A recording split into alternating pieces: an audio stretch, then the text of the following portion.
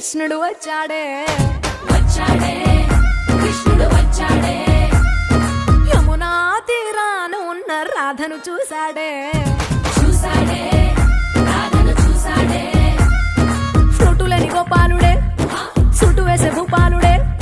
మీసమొచ్చిన పాలుడే మాట వెంట పడిపోవుడే